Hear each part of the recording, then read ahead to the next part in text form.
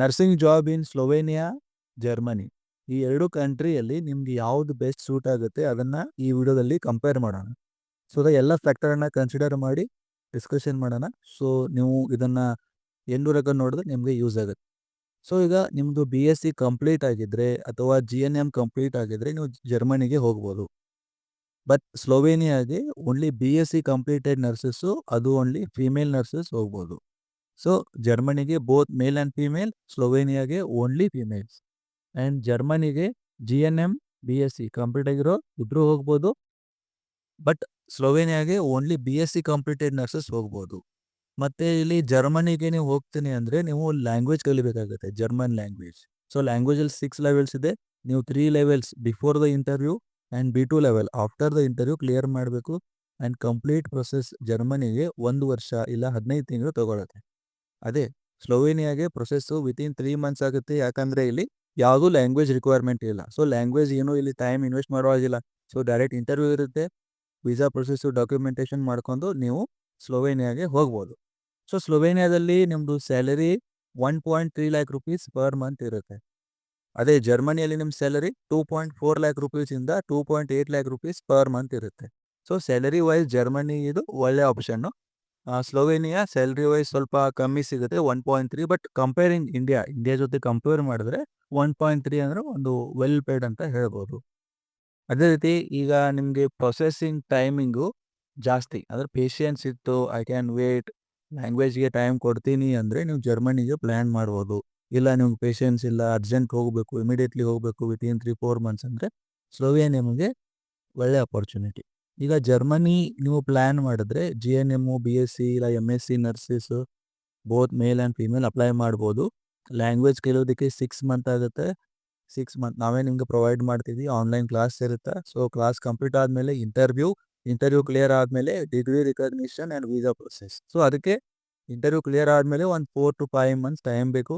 So ಆ ಟೈಮಲ್ಲಿ ನೀವು B2 ಮಾಡ್ಬೋದು. ಆ್ಯಂಡ್ ನೀವು ಜರ್ಮನಿಗೆ ಹೋದ ತಕ್ಷಣ ಅಲ್ಲಿ ನಿಮಗೆ ಏರ್ಪೋರ್ಟಿಂದ ಪಿಕಪ್ ಮಾಡೋದಿರಲಿ, ಅಕಾಮೋಡೇಷನ್ ಅರೇಂಜ್ಮೆಂಟ್ ಇರಲಿ, ಅದನ್ನೆಲ್ಲ ನಮ್ಮ ಟೀಮೇ ಮಾಡಿಕೊಡುತ್ತೆ.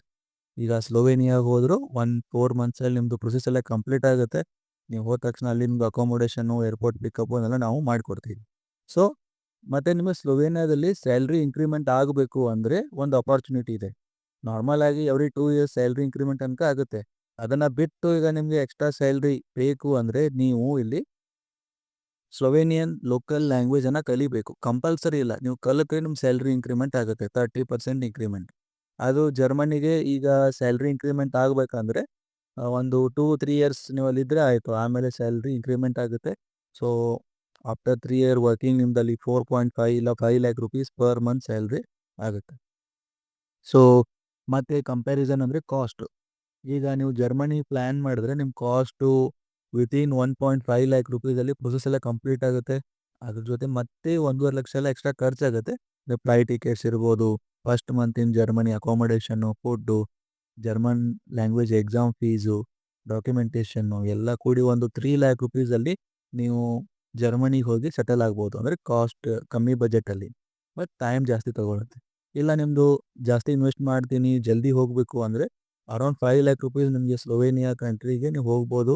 ಸೊ ಇಲ್ಲಿ ಕಾಸ್ಟ್ 5 ಲ್ಯಾಕ್ಸ್ ಇರುತ್ತೆ, ಬಟ್ ಪ್ರೊಸೆಸಿಂಗ್ ವಿತಿನ್ 4 ಮಂತ್ಸಲ್ಲಿ ಕಂಪ್ಲೀಟ್ ಆಗುತ್ತೆ. ಲ್ಯಾಂಗ್ವೇಜ್ ರಿಕ್ವೈರ್ಮೆಂಟ್ ಇಲ್ಲ. ಸೊ 2 ಫ್ಯಾಕ್ಟರ್ಸನ್ನು ನಿಮಗೆ ತಿಳಿಸಿದ್ದೀನಿ. 2 ಕಂಟ್ರಿದು ಆಲ್ ದ ಫ್ಯಾಕ್ಟರ್ಸ್ ಕನ್ಸಿಡರ್ ಮಾಡಿದ್ದೀವಿ. ಸೊ ಈಗ ನೀವು ಸ್ವಲ್ಪ ರಿಸರ್ಚ್ ಮಾಡಿ ಯಾವ ಕಂಟ್ರಿ ನಿಮಗೆ ಮ್ಯಾಚ್ ಆಗುತ್ತೆ, ನೀವು ಎಲ್ಲಿ ಹೋಗಿ ವರ್ಕ್ ಮಾಡ್ತೀರಿ ಅಂತೇಳಿ. ಮತ್ತು ಇನ್ನೊಂದು ಡಿಫ್ರೆನ್ಸ್ ಏನಂದರೆ ನೀವು ಜರ್ಮನಿಗೆ ಹೋದರೆ as A registered nurse work ಮಾಡ್ಬೋದು. ಅಂದರೆ ನಾರ್ಮಲಿ ಈಗ ನೀವು ಎಮರ್ಜೆನ್ಸಿ ಇಂಡಿಯಾದಲ್ಲಿ ಯಾವ ರೀತಿ ವರ್ಕ್ ಮಾಡ್ತೀರಿ, ರಿಜಿಸ್ಟರ್ಡ್ ನರ್ಸ್, ಸ್ಟಾಫ್ ನರ್ಸ್ ಆಗಿ ವರ್ಕ್ ಮಾಡ್ಬೋದು. ಬಟ್ ಇದು ಸ್ಲೋವೇನಿಯಾದಲ್ಲಿ ಇದು care taker, old age care taker, ಇದೊಂದು ಡಿಫ್ರೆನ್ಸ್ ಇದೆ ಪ್ರೊಫೈಲಲ್ಲಿ. ಸೊ ಅದನ್ನು ನೀವು ಒಂದು ಸ್ವಲ್ಪ ರಿಸರ್ಚ್ ಮಾಡಿ ನಿಮಗೆ ಇಂಟ್ರೆಸ್ಟ್ ಇದ್ದರೆ ನೀವು ಇದಕ್ಕೆ ಪ್ಲ್ಯಾನ್ ಮಾಡ್ಬೋದು. ಸೊ ನಿಮ್ಗೆ ಜಾಸ್ತಿ ಇನ್ಫಾರ್ಮೇಷನ್ ಬೇಕಿದ್ದರೆ ನಮ್ಮದು ಕಾಂಟ್ಯಾಕ್ಟ್ ಡೀಟೇಲ್ಸನ್ನು ಈ ವಿಡಿಯೋ ಡಿಸ್ಕ್ರಿಪ್ಷನಲ್ಲಿ ಪ್ರೊವೈಡ್ ಮಾಡಿರ್ತೀವಿ. ಸೊ ಕಾಂಟ್ಯಾಕ್ಟ್ ಮಾಡಿ, ನಾನು ಫರ್ದರ್ ಗೈಡೆನ್ಸ್ ಎಲ್ಲ ಕೊಡ್ತೀವಿ. ಸೊ ದೆನ್ ನೀವು ಅಕಾರ್ಡಿಂಗ್ಲಿ ಪ್ಲ್ಯಾನ್ ಮಾಡ್ಬೋದು. Thank you for watching. Have a great day.